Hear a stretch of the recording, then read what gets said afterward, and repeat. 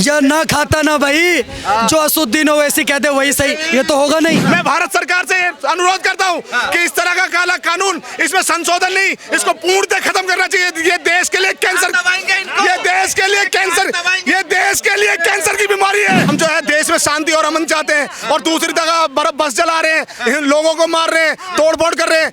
अरे आप देखो बंगाल में क्या हुआ। इस देश के मुसलमान को सर्कस का क्या जोकर समझा है क्या? उसको पागल बना दो, पागल बना दो। आप बताओ, मैं एक बात बोलना चाहता हूँ, देश का संविधान का आर्टिकल 356 कहता है संसद के अंदर जो कानून बना है उसको राज्य सरकार नहीं हटा सकती। मुसलमान बनने का सर्टिफिकेट ओवैसी देगा क्या? ओवैसी से पूछो मुसलमान कौन, कहते जो रोजा रखता मुसलमान, कहते नहीं। जो 30 पारा पढ़ता मुसलमान, कहते नहीं। कहते कौन मुसलमान? जो 5 टाइम नमाज अदा करता है वो मुसलमान, कहते नहीं। असली मुसलमान वो जो सुबह से लेकर शाम तक, शाम से फिर रात तक, रात से फिर सुबह तक, सुबह से फिर शाम तक मोदी योगी को गाली दे, वो है मुसलमान। मिटे नामियों के नाम कैसे कैसे, और ये जमीन खा गई आसमान कैसे कैसे। इन्होंने मुस्लिमों का कोई भला नहीं करा। ये भाई जो है ना गुमराह करा हुआ है, और इसको जो है 500,000 रुपए में लेके किसी धरने प्रदर्शन में लेके चले आते। ये वक्फ बोर्ड नहीं है। प्रभु हाथ जोड़ रहा हूँ आपसे, मुसलमानों को चमन प्रास मत बनाओ। डाबर वाले कहते मेरा अच्छा है, पतंजलि वाले कहते मेरा अच्छा है, कोई कहता मेरा अच्छा है। मुसलमानों को चमन प्रास मत बनाओ, उनको इस देश का नागरिक बनने दो। सरकार क्या जुल्म कर रही है मुसलमानों पे? देखो, सरकार जुल्म नहीं कर रही, सरकार तो हिंदुस्तानी जुल्म कर रही है मुसलमानों पर, नहीं हिंदुस्तानियों पे। कैसे कर रही है? वो ऐसे इतने कानून, इतने संविधान बन गए हमारे हिंदुस्तान के अंदर, अभी तक गरीबों के लिए क्या बना? क्या बना मुझे बता दो। बीजेपी सरकार में कौन सा कॉलेज, कौन सा हॉस्पिटल बना? एक सेकंड बोलने दो भाई, यार दबा रहे हो, दबा मुसलमानों की दबा। नहीं बोल, सही बोल नहीं, ऐसा है कि अगर हमारा जो भी सरकार है वो कांग्रेस हो या हो बीजेपी, हमारे वो सब हिंदुस्तान की सरकार हैं, और जितने भी नेता हैं किसी भी पार्टी से जीते हुए वो हम ही लोगों ने जिताए हैं, है नहीं है। तो पहली बात तो हमें एक दूसरे को चोर नहीं बताना चाहिए।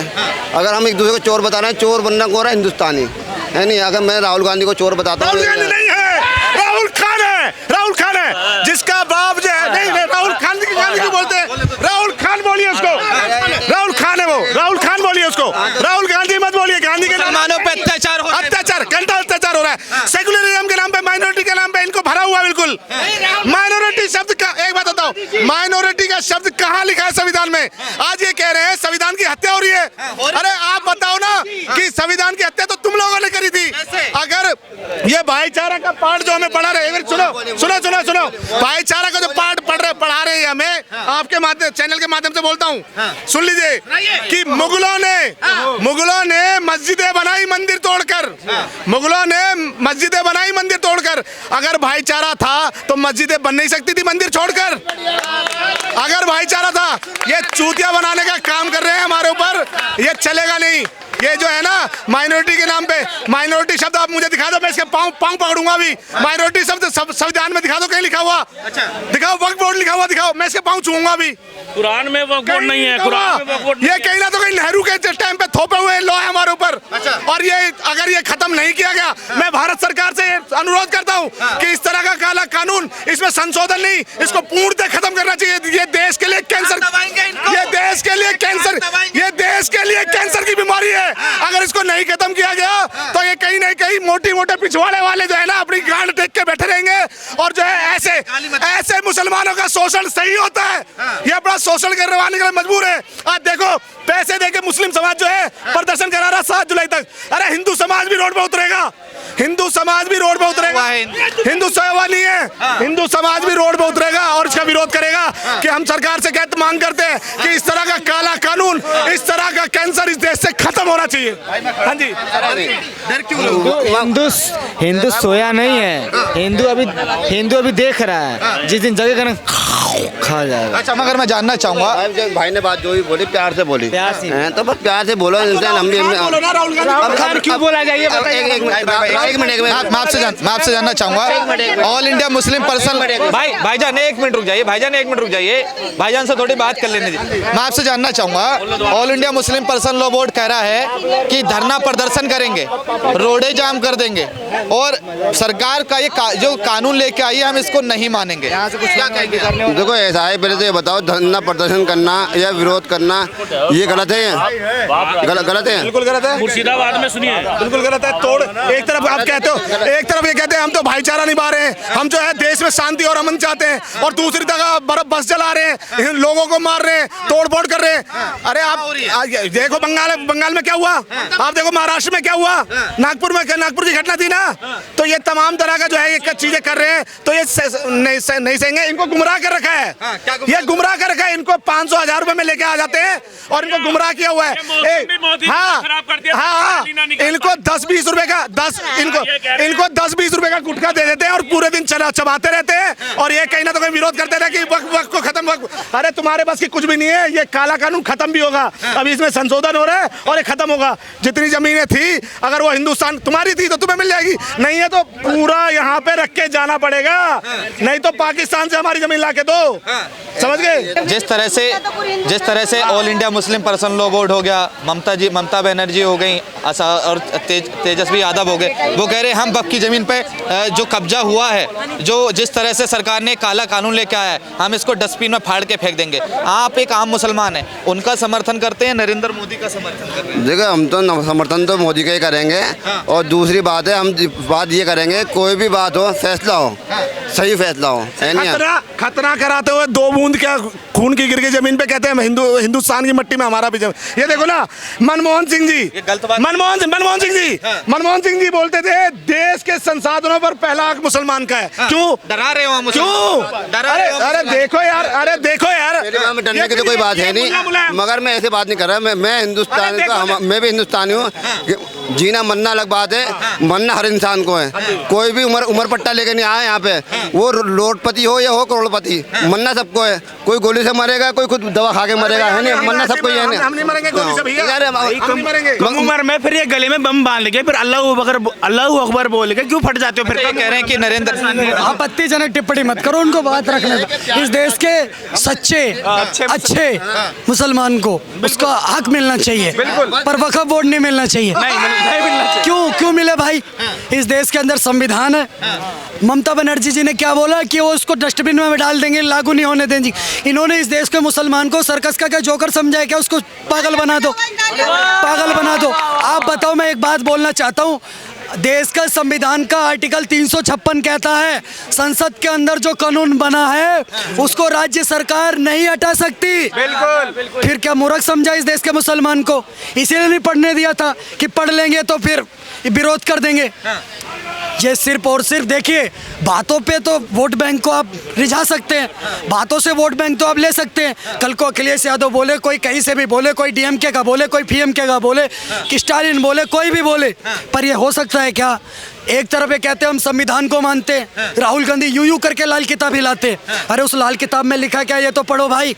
इस देश की संसद ने वो कानून बनाया है, इस देश की संसद ने वो कानून बनाया, उसको मानना पड़ेगा। और क्यों नहीं मानोगे उस कानून को भाई? आप मानते इस कानून को? अभी आप हिंदू हम मानेंगे भाई जब कानून नहीं। मैंने क्या कहा? एक मिनट, जिन्हें विरोध है वो विरोध करेंगे। एक सवाल है बस मेरा, अगर सरिया मानते हो तो मैं कहता हूँ इस देश का सरिया मुसलमान माने, पर हर चीज में माने। सरिया में बलात्कारी की सजा भाई, पत्थर मारो रोड पर खड़ा करके उसको मार दो, चोरी करे तो हाथ काट दो। और चोरी जब कोई मुसलमान करेगा तो नहीं, संविधान चाहिए, क्योंकि हाथ नहीं कटवाने, संविधान चाहिए। वहाँ सरिया नहीं मानेंगे। बलात्कार करेंगे तो पत्थर खा के नहीं मरना है बीच चौराहे पर, वहाँ संविधान चाहिए। लेकिन अगर कुछ कानून आ जाए, हम नहीं मानेंगे, हम सरिया मानते हैं। हाय तौबा, बेड़ा गर्क कर दिया, ये कर दिया। अरे उसको पढ़ तो सही मेरे भाई, या ना खाता ना भाई, जो असुद्दीन ओवैसी कहते वही सही। ये तो होगा नहीं, ये तो होगा नहीं। सब कुछ मानना पड़ेगा, इस देश को मानना पड़ेगा, बाबा साहब अम्बेडकर के संविधान को मानना पड़ेगा। एक तरफ आप क्या तो दलित, शोषित, वंचित, पिछड़ा, अति पिछड़ा, अल्पसंख्यक, उसमें अल्पसंख्यक, उसमें भी अल्पसंख्यक, दूसरी तरफ संविधान उनको हक दे रहा है, आप मान नहीं रहे। असुद्दीन ओवैसी का बयान है, असुद्दीन ओवैसी बोलते एक रैली में खड़े होकर के, इस देश में बुरखे वाली को प्रधानमंत्री बनाऊंगा। मैंने कहा बनाओ भाई, आज 2 बुरखे वालियों को अगर जगह दे दिया प्रधानमंत्री जी ने वक्फ बोर्ड में, तो वैसी के ऐसी मिर्ची लगी कि देगी मिर्च का तड़का अंग अंग फड़का। आप काय को विरोध कर रहे हो भाई? आप काय को विरोध कर रहे हो? उन 2 बहनों को अधिकार मिल गया, कहते मुसलमान को हक मिलना चाहिए। मोदी जी ने कहा भाई सोचेंगे। मोदी जी ने सोचा, मोदी जी ने उसके अंदर पिछड़ा पसमानदा मुसलमान को हक दे दिया। कहते हाय तौबा, बेड़ा गर्क कर दिया। क्यों पसमानदा मुसलमान? क्या हज नहीं जाते तो मुसलमान नहीं है? मुसलमान बनने का सर्टिफिकेट ओवैसी देगा क्या? ओवैसी से पूछो मुसलमान कौन? कहते जो रोजा रखता मुसलमान? कहते नहीं। जो 30 पारा पढ़ता मुसलमान? कहते नहीं। कहते कौन मुसलमान? जो 5 टाइम नमाज अदा करता है वो मुसलमान? कहते नहीं। असली मुसलमान वो जो सुबह से लेकर शाम तक, शाम से फिर रात तक, रात से फिर सुबह तक, सुबह से फिर शाम तक मोदी योगी को गाली दे, वो है मुसलमान। इनकी ये है मुसलमान की परिभाषा। ये सच्चा मुसलमान है मेरे भाई। अच्छा एक सवाल का जवाब दीजिए। मैं एक बात और कहना चाहता हूँ, सच्चे परी बात कहना चाहता हूँ। मटर के अंदर गू में क्या 2 मटर के दाने पड़े होते तो निकाल के खा लेते हो क्या? एक बात बताओ, कैसे पता लगाए कौन सच्चा कौन अच्छा? एक तरफ साक्षी को कोई मुसलमान काट देता है, एक तरफ कोई मुसलमान साक्षी को काट देता है, कोई कुकर में उबाल देता है, कोई आकर के नारा लगा करके फट जाता है, कोई कहता है अफजल हम शर्मिंदा है, तेरे कातिल जिंदा है, कोई संविधान को जलाने की बात करता है, कोई शरीयत को मानने की बात करता है। तो ये देश का सच्चा और अच्छा मुसलमान कहा जाता है भाई। जब रामनवमी पर जब सच्चा मुसलमान ये भाई सब क्यों नहीं बोले? रामनवमी पर पत्थर चले क्यों नहीं बोले? अभी पता लग जाएगा कितने सच्चे हैं। मैं आपसे जानना चाहता हूँ, all India Muslim personal law board धरना प्रदर्शन कर रहा है, ये बिल कितना सही है कितना गलत है? मैं आपसे जानना चाहूँगा, उस धरना प्रदर्शन का हिस्सा आप भी बनना चाहेंगे? देखो अभी तक तो नहीं बनेंगे बिल्कुल भी। ठीक है, जिसके जो समझ में आ रहा है वो काम करेगा। और अभी भाई बात नहीं की कि कोई ऐसा कह रहा है कोई वैसा कह रहा है। मतलब ये है कि जो इंसान धर्म बाद में, पहले वो इंसान है ना। इनसे हम पैदा हुए इंसान बने, उसके बाद हमने धर्म में आए। तो इसलिए जो इंसान जो गलती करे उसकी सजा मिलेगी। एक सेकंड। अच्छा, आप संविधान आप संविधान को मानते हैं? आप संविधान को मानते हैं? संविधान मानेंगे सबको पहले संविधान पहले जी। हिंदुस्तान में संविधान है और इस्लाम में शरिया है। तो फिर 3 तलाक का विरोध क्यों कर रहे थे? 3 तलाक का विरोध मतलब 3 तलाक का विरोध कर रहे थे ना। 3 तलाक पे अरे 3 तलाक पे जो विरोध कर रहे थे, तो जिन्होंने विरोध करा जो बन गया तो माना उन्होंने। दोगलेपन की परिभाषा देखिए। एक मिनट सर बोल करके निकलूं मैं छोटी सी बात कहना चाहता हूँ। वक्फ बोर्ड में जो भाई साहब बताएंगे, मैं कोई गलत बात नहीं बोलता। वक्फ बोर्ड में जो जमीन दान करी जाती है, वक्फ को किसकी जमीन होती है? अल्लाह की जमीन होती? नहीं होती कि नहीं होती? अल्लाह की होती है। अल्लाह के नाम पर दान की जाती है। वक्फ बोर्ड में जो भी जमीन दान की जाती है वो अल्लाह के नाम पर दान की जाती है। तो अल्लाह की जमीन को कोई मुल्ला क्यों बेच देता है भाई? किसने अधिकार दे दिया कि अल्लाह की जमीन को मुल्ला बेच देगा? महाराष्ट्र के अंदर 4000 प्रॉपर्टी को बेच दिया गया। क्यों बेच दिया भाई? अल्लाह की प्रॉपर्टी थी। कैसे बेच दिया आपने? दिक्कत ये हो रही है, कहते कि आपकी प्रॉपर्टी पर कब्जा कर लेंगे, कोई कब्जा नहीं होगा। उस प्रॉपर्टी को लिया जाएगा कि अल्लाह के नाम पर प्रॉपर्टी बनाई गई भाई, जमीन दी गई। अब उस पर मुल्ला ने वहाँ बनना था मदरसा, वहाँ बननी थी मस्जिद, मुल्ला ने वहाँ 5 सितारा होटल बना दिया। अब बताओ, वहाँ बनना था मदरसा, वहाँ बननी थी मस्जिद, मुल्ला ने वहाँ अपने घर बना दिया 10 मंजिल का। अब सरकार बोल रही है इसमें रेवेन्यू कितना जनरेट हुआ, तो कहते थे रम्बा रम्बा बुम्बा बुम्बा, अब्बा जब्बा डब्बा। सरकार कहती है इनकम कितनी हुई, कहते हैं अब्बा जब्बा डब्बा। सरकार कहती है एक्सपेंडिचर कितना हुआ, कहते हैं अब्बा जब्बा डब्बा। तो इससे तो काम चलेगा नहीं। आपको रेवेन्यू भी बताना पड़ेगा ऑनलाइन पोर्टल पे, आपको एक्सपेंडिचर भी बताना पड़ेगा, आपको इनकम भी बतानी पड़ेगी। और जब से ये कानून बना है तब से अब ये चीज हो जाएगी कि अल्लाह के नाम पर दी गई जमीन को कोई मुल्ला नहीं बेच पाएगा। तो इनको क्या मिर्ची लग रही भाई? ये तो अच्छी बात है। कोई मंदिर आप बेच सकते हो क्या? नहीं बेच सकते थे, तो ये मुल्ला क्यों बेच रहा भाई मस्जिद की जमीन? नहीं कर रहा। मैं आपसे जानना चाहूँगा, जो वक्फ बिल में अमेंडमेंट हुआ है उससे इससे पहले आम मुसलमानों को क्या भला होता था? आपका क्या पर्सनली भला हुआ ये बताइए आप मुझे। तो पर्सनली भला क्या है, ये तो बड़े लोगों की बातें हैं, बड़े लोग जाने। हम इंसान अपना खा रहा कमा रहा गुनगुना रहा है नहीं है।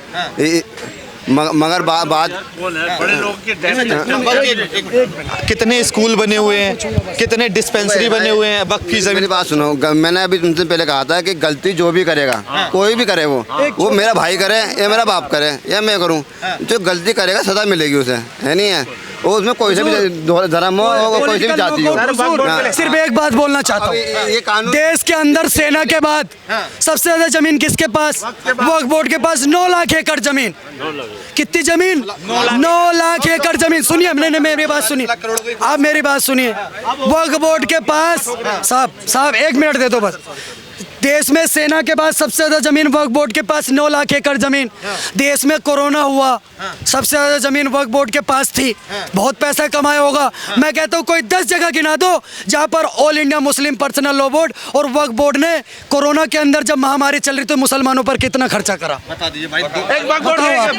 बताओ आप, सवाल का जवाब। कितना पैसा खर्चा करा? नॉलेज इस बारे में कोई नॉलेज नहीं। वक्फ बोर्ड के लिए एक छोटी सी चीज बता देता हूँ कि वक्फ बोर्ड जो है ना, कि ये इसने कितना आतंक मचाया, उस एक शायरी के माध्यम से बता देता हूँ कि मिटे नामियों के नाम कैसे कैसे, मिटे नामियों के नाम कैसे कैसे, और ये जमीन खा गई आसमान कैसे कैसे। इन्होंने मुस्लिमों का कोई भला नहीं करा। ये भाई जो है ना गुमराह करा हुआ है, और इसको जो है 500,000 रुपए में लेके किसी धरने प्रदर्शन में लेके चले आते। ये वक्फ बोर्ड नहीं है। प्रभु हाथ जोड़ रहा हूँ आपसे, मुसलमानों को चमन प्रास मत बनाओ।